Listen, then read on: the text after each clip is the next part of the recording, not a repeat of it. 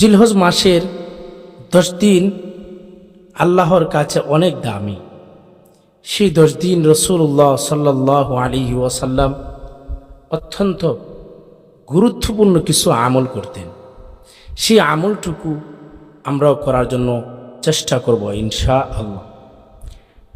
Number 1, রাসূল আকরাম সাল্লাল্লাহু আলাইহি ওয়াসাল্লাম জিলহজ মাসের চাঁদ দেখা গেলে যে আমলটুকু করতেন সে আমলটুকু হলো বেশি বেশি করে জিকির করতেন। জিকির করতেন কি? জিকির 3টা জিকির বেশি বেশি করতেন। লা ইলাহা ইল্লাল্লাহ, আল্লাহু আকবার, আলহামদুলিল্লাহ। এই 3টি জিকির এই জিলহজ মাসের চাঁদ দেখা গেলেই কুরবানির দিন পর্যন্ত এই জিকিরগুলা রাসূল আকরাম সাল্লাল্লাহু আলাইহি ওয়াসাল্লাম এই 3টি জিকির বেশি বেশি করে করতেন। 2 নম্বর হলো 9 দিন রাসূলুল্লাহ সাল্লাল্লাহু আলাইহি ওয়াসাল্লাম একাধারে রোজা রাখতেন। জিলহজ মাসের 9 দিন 1 তারিখ থেকে নিয়ে 9 তারিখ সহ রোজা রাখতেন। ঈদের দিন রাখতেন না, 9টি রোজা একাধারে রাখতেন। আর একটি রোজার এত ফজিলত আপনি যদি জানতেন আপনি নিজেও ছাড়তেন না। এত সওয়াব একটি রোজার। কি সওয়াব এটা পরে বলতেছি, আমরা আগে শুনবো। রোজা 9টি রোজা রাসূলুল্লাহ সাল্লাল্লাহু আলাইহি ওয়াসাল্লাম রাখতেন।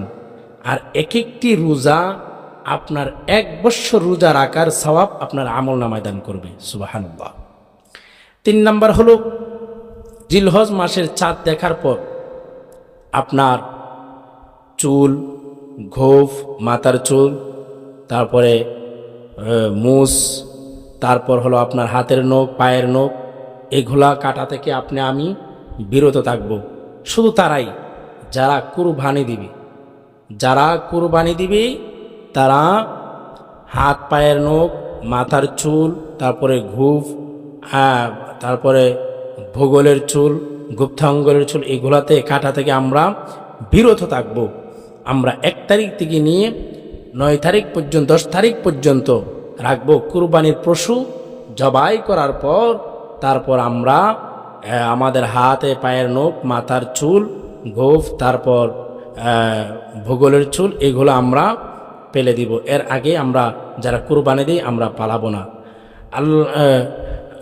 সালামা রাদিয়াল্লাহু তাআলা আনহা থেকে এই হাদিসটা বর্ণিত। রাসূলুল্লাহ সাল্লাল্লাহু আলাইহি সাল্লাম এই আমলটুকু করতেন।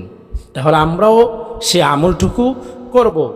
আমরা জিলহজ মাসের 1 তারিখ থেকেই যখন আমরা চাঁদ দেখে ফেলবো তখন থেকে আমাদের হাত পায়ের নখ, মাথার চুল, গোঁফ আমরা আর কাটবো না, এগুলা থেকে বিরত থাকবো। এগুলা যদি করতে পারি আপনি এটারও সমতুল্য একটা কুরবানির সওয়াব আপনার আমলনামায় দান করে দেওয়া হবে। 4 নম্বর হলো 9 জিলহজ আরাফার দিন আপনি রোজা রাখবেন। আমি সকলে রোজা রাখবো। এই রোজা রাখাটা অত্যন্ত দামি, অত্যন্ত একটা গুরুত্বপূর্ণ ফজিলত।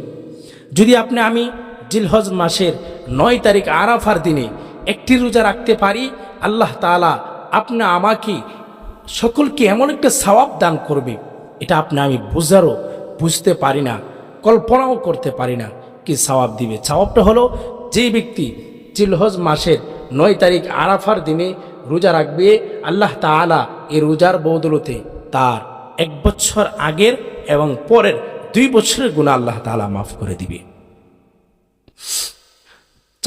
5 নম্বর হলো তাকবীরে তাশরিক দিবেন। তাকবীরে তাশরিক হলো আপনার জিলহজ মাসের 9 তারিখ ফজরের নামাজ থেকে তাকবীর দেওয়া, এটাকে তাকবীরে তাশরিক বলে। তাকবীরটা হলো আল্লাহু আকবার, আল্লাহু আকবার, লা ইলাহা ইল্লাল্লাহু, আল্লাহু আকবার, আল্লাহু আকবার, ওয়ালিল্লাহিল হামদ। এটা প্রত্যেক 5 ওয়াক্ত নামাজের পরে প্রত্যেক নরনারী, পুরুষ মহিলা উভয়, পুরুষ এবং মহিলা উভয় জনে 5 ওয়াক্ত নামাজের পরে আপনার 9 জিলহজ ফজরের নামাজ থেকে নিয়ে 13 তারিখ আসরের নামাজ পর্যন্ত আমরা এই তাকবীরটা দিব। তাকবীরে তাশরিকটা আমরা দিব। কেউ যেন আমরা এটাতে মাহরুম না হয়, কারণ এই তাকবীর দেওয়াই লাগবে, এটা ওয়াজিব। প্রত্যেক নরনারীর উপরে। অনেকে আছে যে হুজুর 3 বার 4 বার না, একবার দিবেন। যারা পুরুষ আছেন তারা নামাজে পড়ে উচ্চ কণ্ঠে দিবেন, আর মহিলা যারা আছেন, মা বোন যারা আছেন, আপনারা বাসার মধ্যে তাদেরকে, আপনাদের বিবিকে, আপনাদের মেয়েকে, আপনাদের মাকে আপনারা বাসায় বুঝিয়ে দিবেন যেন তারা এই কাজটা করে, যেন আস্তে এক বিকট আওয়াজ না, যেন পরপুরুষ না শোনে, এমন মাধুর্য ভাষায় মাধুর্যতা আওয়াজ দিয়ে তারা যেন এই আমলটুকু করে।